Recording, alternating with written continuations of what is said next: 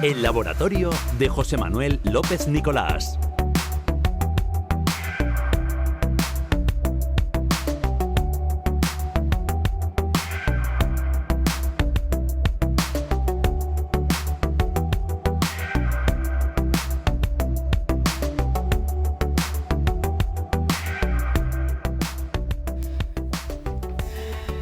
La 1:36, seguimos aquí en Hoy por Hoy Murcia y ya está con nosotros el profesor José Manuel López Nicolás. José Manuel, muy buenas tardes. Hola, buenas tardes. Y también vamos a tener enseguida aquí a Ruth García, a nuestra directora de contenidos. Esta semana hablamos, me encanta el título, de la piscina al pastel de carne. Exacto, vamos a hablar de dos cosas que son dos de mis hobbies, ¿no? La natación en el deporte, pero otro lado la gastronomía murciana y en este caso el rey de la gastronomía de la ciudad de Murcia, que es el pastel de carne.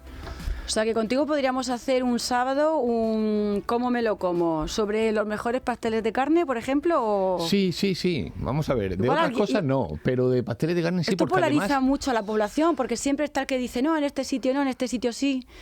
¿Tú tienes clara tu ruta? Yo sí, yo la tengo clara porque de hecho hay pasteles de carne que no son pasteles de carne, ¿vale? No son pasteles de carne porque ahora lo sabes y realmente lo que el relleno del pastel de carne no es en todos sitios igual y ahora se nota mucho más las diferencias que antes, ¿eh? Ahora hay pasteles de carne que les falta absolutamente de todo, pero hay sitios que sí los recomiendo. No sé si que digamos el nombre. No, yo no me meto en charco porque como luego voy a muchos sitios, luego me dirán, no fue el que tú me dijiste. ¿Por el centro o por dónde recomendarías? Yo vivo por la zona norte, ¿vale? Y por la zona norte de la ciudad hay muy buenos sitios y muy buenas confiterías donde hacen pasteles de carne que merecen la pena. Yo es que vivo en la zona sur y creo que también hay buenos sitios. A mí no me va. Hoy tú te quedas con la zona norte. A mí no me sacas el sitio. Tú te quedas con la zona norte. Yo me acuerdo del Zaer, estaba allí 2 días a la semana, del Zaer auténtico. Bueno, ¿vale? Sí, pero ahora también está, ¿no? Sí, y voy, y pero noto las diferencias también, en verdad, hay que decirlo. Hay que ver. La zona norte, entonces, te quedas con la zona norte. Y que la gente ya se sitúe. Ya. ¿El ranero? No, el ranero no. Bueno, nada, otro día, esto de jugar a las pistas. Bueno, el caso es que vamos a hablar de la piscina al pastel de carne. Vamos a empezar situándonos en un lugar muy concreto de Murcia. Sí. Ahora sí, para la sección Hoy, ¿dónde nos llevarías?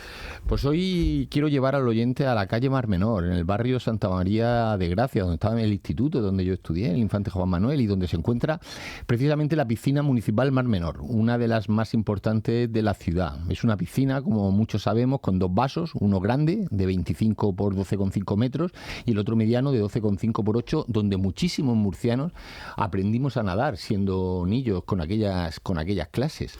Y por lo que cuentas, esa relación con la piscina no se queda solo en la infancia. No, porque con el paso del tiempo muchos seguimos yendo. Primero, para mantenernos en forma y más adelante por motivos directamente relacionados con la salud. Piensa que no es casualidad. Alrededor del 80% de las personas va a sufrir dolor de espalda y dolor de espalda severo alguna vez en su vida. Sí. Bueno, lo del dolor de espalda, yo creo que si preguntamos habrá mucha gente, ¿no? que levante la mano. Pero claro, ¿de qué tipos de dolores estamos hablando principalmente? Fíjate que la mayoría de los dolores de espalda se concentran en la zona lumbar. Aproximadamente un 60% van dirigidos a esa región. Luego vienen las cervicales, donde un 30% de los dolores se sitúan ahí. Y en menor medida ya la zona dorsal, con un 10%. Y la natación, por eso la practicamos mucho, es una actividad especialmente recomendada pues, para este tipo de problemas. Uh-huh. Detrás de algo tan aparentemente simple como nadar, también hay mucha ciencia. Muchísimas y tanto clásicas como modernas, desde la química aplicada a los nuevos materiales de los bañadores que te hace deslizar mucho más rápido, la medicina deportiva, la tecnología de cronometraje de alta precisión que se ve en la gran competición, la ingeniería que hace posible construir piscinas modernas, pero hoy he pensado centrarme en una rama muy concreta de la física y que tiene muchísima influencia en la natación, es la hidrodinámica. Luego me explicas eso de los bañadores que te hacen nadar más rápido. rápido porque me interesa, pero bueno, de momento, ¿qué estudia exactamente la hidrodinámica y por qué está relevante para la natación? Pues la hidrodinámica, para que el oyente lo entienda, es muy simple. Analizan cómo se mueven un cuerpo en el agua y qué fuerzas son las que actúan sobre esos cuerpos. En natación es clave porque explica la hidrodinámica tanto por qué flotamos, algo tan sencillo, por qué flotamos, como cómo nos desplazamos y por qué es lo que nos frena realmente en ese desplazamiento. Si vamos paso a paso, para nadar, lo primero es mantenerse a flote. Sin eso no vamos a ningún sitio y ahí entra en juego el principio de Arquímedes. El principio de Arquímedes, que es una de las leyes fundamentales de la física, y en este caso de la hidrodinámica, dice que cualquier cuerpo sumergido en un fluido experimenta un empuje hacia arriba y ese empuje es lo que le permite al cuerpo humano pues flotar en el agua. Uh-huh. Una vez que flotamos, toca avanzar. Y ahí para muchos empiezan los problemas. Claro, porque nosotros para avanzar lo que hacemos es empujar el agua hacia atrás, con los brazos y con las piernas. Pero aparece una fuerza que se llama fuerza de arrastre, y esa fuerza de arrastre es la que se opone al movimiento que nosotros estamos intentando. ¿Y de dónde surge esa fuerza de arrastre? Por un lado, de la fricción que existe entre el cuerpo y las moléculas de agua. Segundo, de las diferencias de presión que se generan al movernos. Y tercero, de esas olas de proa que se forman en la superficie del agua cuando nadamos. Esas olas de proa, por decirlo de alguna forma, es todo el agua que levantamos. Uh-huh. Y entonces, por eso los nadadores profesionales intentan levantar el menos agua posible cuando introducen las manos, porque así no le frena la ola de proa. Entonces son esos tres factores. Entonces, esa fuerza no depende solo de estar fuerte. No, porque efectivamente hace falta potencia muscular y los nadadores la tienen y mucho. Pero también hace falta una técnica, y una técnica que está basada en tres disciplinas científicas. Una, la bioenergética, la biomecánica y luego la antropometría, la composición corporal de cada uno. Uh-huh. Y tú das 4 consejos, ¿no?, muy claros para contrarrestar el arrastre. Claro, y para poder así avanzar mejor. El primero es optimizar la técnica de nado. Mantener el cuerpo horizontal y bien alineado reduce muchísimo la fricción. Los movimientos de brazos y piernas deben ser eficientes y con eso lo que tú haces es generar la menor resistencia posible y así poder avanzar más. Y el segundo consejo tiene que ver con la forma del cuerpo, ¿no? Claro, con la hidrodinámica corporal. Un cuerpo que esté bien alineado y bien estilizado ofrece mucha menos resistencia. Aquí influyen la bioenergética, la antropometría, eso que decíamos, la composición corporal, porque la forma y el tamaño del cuerpo pues condicionan muchísimo cómo nos movemos en el agua y así levantar menor fuerza de arrastre. Y el tercer punto ya se apunta directamente al entrenamiento. Claro, el tercer punto ya no depende de la composición corporal de cada uno. Entra en juego la fuerza muscular y la resistencia, y esos son fundamentales. Trabajar pues los hombros, trabajar la espalda, trabajar las piernas, permite generar toda esa potencia necesaria para vencer la resistencia y además así pues mejorar la velocidad. Uh-huh. Y el cuarto consejo tiene que ver con la tecnología. Y aquí entra lo que comentaba Paqui anteriormente. El uso de un equipamiento adecuado es clave. Es decir, los bañadores de alta tecnología están bien diseñados pues para reducir al máximo la fricción del agua y para mejorar la fluidez. Deben estar bien ajustados, en buen estado para que reaccionen, para que funcionen perfectamente, pero que el agua, por decirlo de alguna forma, resbale lo máximo posible y entonces esa fricción se reduce al máximo y nosotros podemos avanzar más. Yo me acuerdo cuando en las Olimpiadas, donde Michael Phelps ganó todas aquellas medallas, como empezaron a aparecer todos con unos bañadores aerodinámicos que nadie los había visto entonces. Era la química de materiales, logró la mayoría de las grandes victorias. De hecho, el 90% de las medallas de oro fueron con nadadores, tanto chicas como chicos, que usaban esos nuevos bañadores. Y ahora se ha limitado un poco, no el material, sino qué parte del cuerpo puedes ponértelo, porque antes podías ponértelo por todo el cuerpo y ahora se ha reducido bastante. Ostras, esos son los bañadores, ¿no?, de los que hablábamos, para nadar rápido. Exacto. Bueno, hablemos ahora del nado bajo el agua. Mucha gente piensa que se nada más lento, ¿no? Pero no es así. No, es al revés.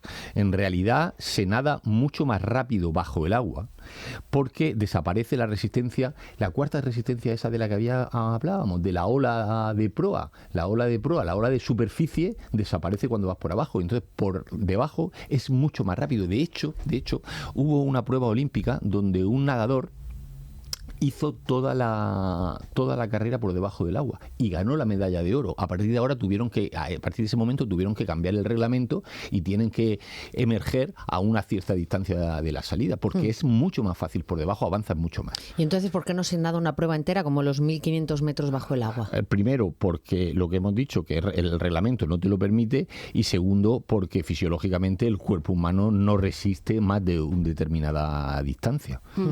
En ese caso, ¿qué le ocurre exactamente al organismo? Pues pensad que cuando nosotros estamos debajo del agua, al aguantar la respiración, nosotros normalmente tenemos un intercambio de gases, ¿no?, con la atmósfera, el cuerpo humano, pero se interrumpe ese intercambio de gases, baja el oxígeno, aumenta el CO2, y cuando este último llega a niveles críticos, a una determinada concentración, pues entonces nosotros tenemos unos quimiorreceptores en el organismo que envían señales al cerebro de que, oye, está faltando oxígeno, y entonces obliga a respirar. Ignorar esa señal es muy peligrosa. Es cuando estamos debajo del agua que no podemos... Esos son los quimiorreceptores que están mandando al cerebro la señal.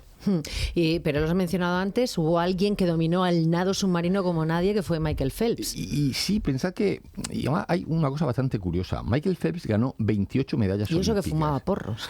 Se fumaba... Pero llevaba bañadores aerodinámicos, una cosa contrarresta a la otra. Pero estaba siempre volado. Es el atleta más laureado de la historia. Tiene récords de medallas de oro totales, de medallas de oro individuales, en pruebas masculinas. En Pekín 2008 ganó 8 oros, algo que jamás nadie ha logrado. ¿Y qué le hacía tan especial bajo el agua? Aquí quiero comentar una cosa y dejar un poco una cosa a que nuestro oyente lo interprete.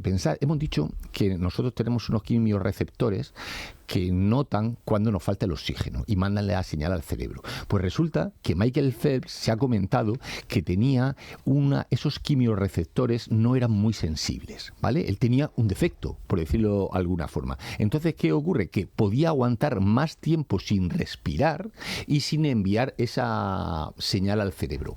Hubo quien acusó eso de dopaje, ¿no? Y entonces, diciendo, claro, es que él puede aguantar más tiempo debajo del agua porque no siente esa necesidad tan rápida de salir. Pero claro, eso es un problema del cuerpo humano. Ojo, por ejemplo, hay quien se beneficia de eso, como este caso, pero Miguel Indurain decía que tenía un corazón, aparte de otras cosas, un corazón más grande de lo habitual. Eso le permitía bombear oxígeno, le permitía otras facilidades. Incluso, y eso es un tema muy polémico, hay mujeres que segregan hormonas por encima del nivel habitual, y eso le da un cierto plus. Y ha habido hasta sanciones, y yo siempre he defendido con esto que, oye, es el mismo caso de Michael Phelps y el mismo caso de Miguel Indurain. No es que tú exógenamente tengas una ayuda, sino que tu cuerpo la está sintetizando. Pues, y nadie hablaba de que Miguel Indurain se dopara con esto, con lo del corazón, ni que Michael Phelps se dopara con los quimiorreceptores, pues en otro caso igual. Pero en el caso, por ejemplo, de Miguel Indurain, eso le hacía que tuviera las pulsaciones tan bajas, porque tenía 45 pulsaciones en reposo. Eso no era solamente el entrenamiento, su organismo le favorecía eso, y nadie decía que eso era dopaje. Pues en el caso de los quimiorreceptores o en el caso de la segregación de hormonas, pues exactamente igual. Ya, pero salir bien a la superficie también es clave, ¿no? Es necesario, si no tenemos un problema. Si no, quedamos ahí pajaritos. Y además, quedarnos mucho tiempo debajo del agua tampoco garantiza que vayas a ganar. Lo importante no es la duración, sino la eficacia de ese nado submarino. Y ahí entra en juego lo que se conoce como la patada del delfín. La patada del delfín es un movimiento ondulante del cuerpo que se amplifica hacia los pies, imitando pues el desplazamiento de los delfines, por eso su nombre. Reduce la resistencia, mejora la propulsión. La rapidez de los delfines siempre fue un misterio. Se pensó durante mucho tiempo que era por la piel del delfín esa tan especial, pero recientes estudios científicos demostraron que a lo que se debe realmente es a la forma corporal que tienen y a una fuerza bestial, unas veces 5 veces superior a la que puede tener un nadador olímpico. Con lo cual la anatomía también juega a su favor, ¿no? Claro, en porque este caso no tiene las mismas limitaciones musculoesqueléticas que nosotros, que los humanos. Disponen de mayor superficie de propulsión y la cola genera esa potencia. Los números son espectaculares. Un delfín mular puede nadar a unos 17 kilómetros por hora y recorrer 100 metros en unos 21 segundos. Para comparar, el récord mundial de 100 mariposa está inferior a 50 segundos. Pues en una carrera, imaginaros, el delfín le ganaría de calle al campeón del mundo. Y es por esa potencia y por esa forma del cuerpo. Has dicho, José Manuel, que quedarse más tiempo bajo el agua no garantiza ganar. No, claro. porque lo que estamos comentando, porque en este caso no solamente es la eficiencia del nado, sino la calidad también del nado. No que porque abajo no tenga la superficie de proa vayas a ganar, sino, claro, sino que además la calidad del nado y el entrenar, eso también te ayuda. Bueno, sigue, porque ahora llega el momento del condumio, porque Claro. después de nadar nos da un hambre que flipas, Eso ¿no? es, el hambre brutal, eso es normal. ¿Por Y- qué eso no hay que ser Michael Phelps para que te entre? No, fijaos que es uno de los deportes que después de hacerlo más hambre te entra. ¿Y por qué? Porque nadar incrementa el gasto energético, pero no solo por el ejercicio como otros O deportes. sea, más que otro deporte Sí. en nadar. Y no solo, la razón es que no solo es por hacer ejercicio, como puede ser en cualquier otro deporte, sino porque el cuerpo debe mantener su temperatura en el agua. ¿Influye esta temperatura? Muchísimo. El frío lo que hace es acelerar el metabolismo y activa la grasa marrón. Cuanto más fría está el agua, mayor es el gasto energético y luego más hambre sentimos luego porque hemos visto ese balance se ha desequilibrado. Por eso es por lo que la natación te hace tener mucha más hambre de comer, por esas diferencias de temperatura. Y todo esto está demostrado científicamente, claro. Sí, investigadores de la Universidad de Florida demostraron que entrenar en agua fría puede aumentar de forma espontánea la ingesta calórica hasta un 44%. Un dato clave si alguien nada realmente para perder peso. Pero vamos, que después de nadar en la piscina del Mar Menor, el hambre que tenemos no es solamente psicológica, es pura biología, como hemos demostrado. El cuerpo ha gastado mucha energía, ha tenido que mantener la temperatura en el agua y necesitamos cuanto antes reponer el combustible y poder así seguir haciendo actividad. Y aquí es donde entra una costumbre muy concreta tuya, porque tú ese hambre la tienes perfectamente localizada. Sí, yo los días que nado, después de nadar en esa misma piscina, siempre acabo comiendo por la zona norte, como te he comentado, lo que hablábamos, el pastel de carne. Y no es casualidad, porque ese producto encaja sorprendentemente bien con lo que necesita el cuerpo humano tras ese esfuerzo. O sea, que ya no estamos hablando de tradición o de capricho gastronómico, o sea, No. estamos hablando de necesidades cubiertas una vez que nadas, ¿no? Claro, ahí entramos en la ciencia y tecnología de los alimentos. Detrás de un pastel de carne, y por eso lo traemos hoy a colación y lo unimos con ese hambre que te entra después de nadar, hay química, nutrición, fisiología, biología y entenderlo ayuda a explicar pues por qué resulta tan apetecible después de hacer ejercicio físico y después de salir del agua, por supuesto. Si te parece, vamos a desmontar ese pastel capa a capa, pero con la bata de laboratorio, para quien nos esté escuchando. ¿Cómo es exactamente un pastel de carne desde el punto de vista estructural? Para los muchísimos turistas que también hay en Murcia y no lo conocen porque el murciano lo tiene claro, pero tiene esa forma redonda, plana y claramente dividido en tres partes, que ahora las analizaremos nutricionalmente. La base, el relleno y la tapa superior, aquí está en forma de espiral. La base suele generar opiniones encontradas, ¿vale? Hay gente que le gusta y hay gente que se la deja, no entiendo por qué, pero se elabora ¿con qué? Con harina de trigo refinada, ojo con eso, con manteca de cerdo, con agua y sal. Gran parte de las propiedades sensoriales del pastel vienen precisamente de la manteca, de la grasa, aunque también, claro, es la responsable del elevado aporte energético que también tiene el pastel de carne. Pasamos al corazón del pastel, que es el relleno. Y ahí encontramos, o deberíamos encontrar, porque hay pasteles, por lo que hablábamos antes, que dejan mucho desear de estos nuevos que están apareciendo. Carne de ternera picada, rodajas de huevo duro, chorizo y especias como la sal, la pimienta, el ajo, el pimentón y la nuez moscada. Puede parecer una bomba calórica y realmente lo es, pero esa combinación también es la que define muchas de las características del perfil sensorial, la textura, el sabor, el aroma, y las especias y el chorizo son clave en ese resultado final. Y cerramos con la parte más llamativa visualmente. La tapa es la capa de hojaldre crujiente que está dispuesta en forma de espiral, como he comentado, y que está elaborada también con harina de trigo, con manteca de cerdo, con sal y con agua. La manteca vuelve de nuevo a aparecer en el producto. Y una vez montado todo, toca cocinarlo. Se suele precalentar en el horno a 200 grados. Se introduce el conjunto, la base, el relleno y la tapa, y luego se suele hornear, aunque cada maestrillo tiene su librillo, unos 20 minutos. Al sacarlo, aunque a algunos les gusta muy caliente, yo soy de los que prefiero reposarlo un poco y no me gusta tomar el pastel muy caliente. Yo depende del hambre que tenga. Yo, si está caliente, soy incapaz de darle un bocado a nada. Bueno, llegamos al punto delicado, el valor nutricional. Claro, hay que matizar, hay que matizar porque al ser un producto artesanal, ¿vale? Mayoritariamente, pues claro, los valores varían mucho según el establecimiento. En general puede aportar entre 290, 340, 350 kilocalorías por 100 gramos. Claro, esto para una dieta no vale, es mucho, ¿no? Comparado con otros platos. Pues vamos a pensar que un guiso de ternera aporta 187 kilocalorías por 100 gramos. Unos macarrones con carne y tomate, 290. Una paella valenciana o un arroz y conejo de aquí de Murcia, 182, 190. Un pastel de carne tiene, como hemos dicho, pues una media de 320 kilocalorías por 100 gramos. Es una bomba calórica. Esto de que gente que se lo dice, esto te lo puedes tomar como el plato de la comida. Claro. ¿De acuerdo? Hay gente que se toma, me tomo un pastel y luego nos vamos a comer. Bueno, vale. Ya está. Estamos hablando de esas calorías por 100 gramos y claro, un pastel entero es que no Pues, pesa tampoco demasiado poco, ¿no? Pues puede aproximarse a los 200 gramos. Eso supone que nos estamos metiendo entre pecho y espalda 600, 650, 680 kilocalorías por cada unidad de pastel. De todas maneras, no todo serán malas noticias desde el punto de vista nutricional, ¿no? No, también es verdad que conozco poca gente que se tome un pastel de carne porque, oye, nutricionalmente voy a enriquecerme. No, eso es como la copita de vino. No, por el corazón, no, tampoco. Pero en proteínas está bastante bien, ¿eh? Ahí hay unos 11 gramos por cada 100 gramos, gracias sobre todo a la carne de ternera y al huevo que tiene. En carbohidratos tampoco va mal. No tiene azúcares añadidos, aunque sí, y eso no es excesivamente bueno, una cantidad muy grande elevada de almidón, unos 30 gramos, 29 gramos por cada 100 gramos de pastel de carne. ¿Y en minerales y fibra cómo anda el pastel de carne? Pues anda regular, no podemos decir que son un producto rico en minerales y sobre todo al usar la mayoría harina refinada, pues no es una fuente buena de fibra. Con lo cual, lo principal es la grasa, ¿no? Lo que más tiene este pastel. Aporta aproximadamente la mitad de las calorías del pastel. Pero volvemos a decir que la responsable de que esté tan bueno. La manteca de cerdo juega un papel clave, tanto en la base como en el hojaldre, y le da ese sabor, ese aroma, y le da también las calorías que le vamos a hacer. ¿Qué tipos de grasas predominan?